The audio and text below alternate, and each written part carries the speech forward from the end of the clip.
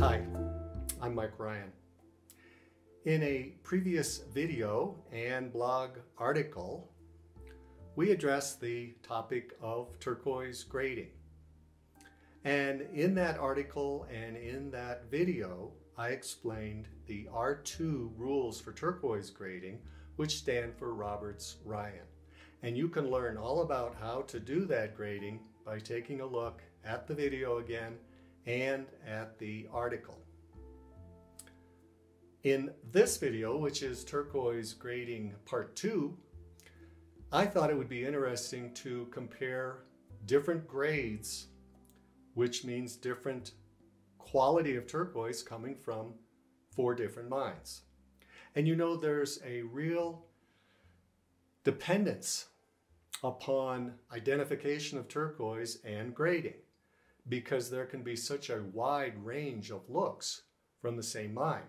And especially at lower grades, it's very easy to confuse the turquoise mines. And we're also going to see, even at higher grades, it can be difficult to determine the different mines because they do have similar looks.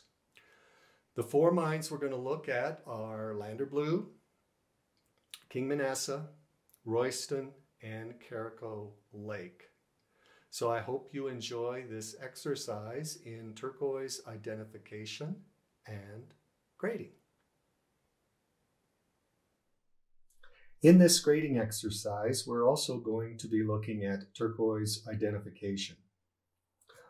On the far left, we're going to have the rows identified by the different mines. So we have Lander Blue, we have King Manasseh, we have Royston, and we have Carico Lake. Although we've got a little surprise in there for you at Carico Lake. And maybe you can pick that one out before I tell you. On the top, we're identifying by number: 1, 2, 3, 4, and 5. And then below each stone, we're going to assign a numeric grade using the R2 rules of turquoise grading. Now, we've gone through how those are calculated in a previous blog article and in a previous video. So we're not going to go over that. What I am going to do is to just give you the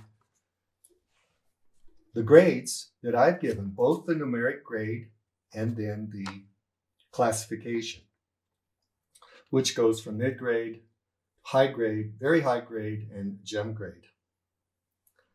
Well, excuse me, mid-grade, high mid-grade, very high grade, and gem grade. So we're going to start up here with Lander Blue. Now, I pick Lander Blue because in general, it is very high quality turquoise. There just wasn't very much mid-grade or lower grades. It was just really known for the high grade turquoise. So starting here with 1, given that a grade of 83, which is high grade. Moving over to the second stone, that's 83 as well, high grade. The third stone would be 86.75 or very high grade. And then the final 2 stones come in at gem grade, 91.5 and 93. So you can see there's a consistency. Even though there's a difference in grade, there's a consistency in terms of the grading at a very high level. When we go down to King Manasseh, we're going to see stone number 1 at 56.25, which is mid-grade. Stone number 2, 67.5, also mid-grade, but quite a bit different. It's really getting closer up to the high mid-grade level. The third stone comes in at 84.5, which would be high grade. The fourth stone, 89, or very high grade.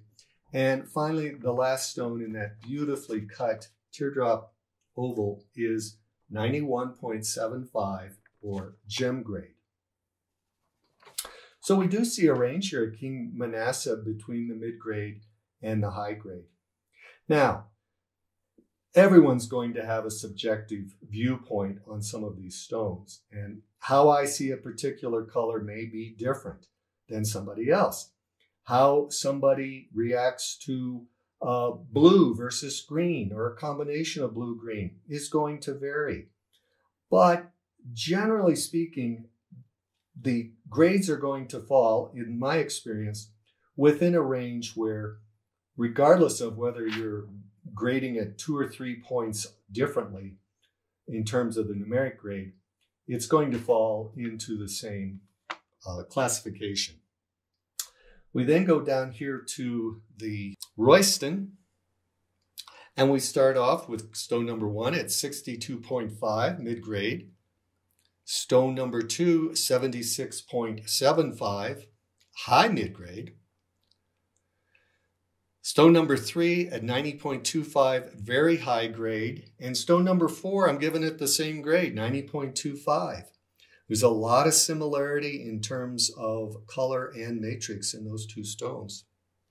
And then finally, in stone number 5, I'm giving that a grade of 91.25 or gem grade. Now, when you get to very high grade and gem grades, you know, these can really slip over and overlap depending on the grader's eye. Really doesn't make that much difference, because by the time you get to the very high grade, you're in such rarefied air that it really doesn't make that big a difference. In the same way that when you get into gem grade, the difference in the numeric value is really sort of inconsequential, because you've entered the big time when you've just gotten into that gem grade category. Finally, we've got Carico Lake. And we're going to start off here with a solid stone, solid blue. And I've given that a grade of 55 or a mid-grade. And then the next stone, an 85, also a solid blue. But the difference in that grade is primarily because of the saturation of the blue and the color, and also the hardness. Stone number 2 is quite a bit harder than number 1. Stone number 3 is 85.75 or high grade. Now, when we get to stone number 4, I'm giving that a grade of 91.5 or gem grade. And guess what? It's not Carico Lake. Even though it has a color that many may say, well, that looks like Carico Lake, but it's not. It's Pixie. And where Carico Lake is in the more northern end of the Carico Lake Valley, Pixie was mined in the very southern end of Crescent Valley. And that's where we really started to see the green. We saw that at Orville Jack, and we saw that at Pixie. Finally, for stone number 5, I'm giving that a grade of 92.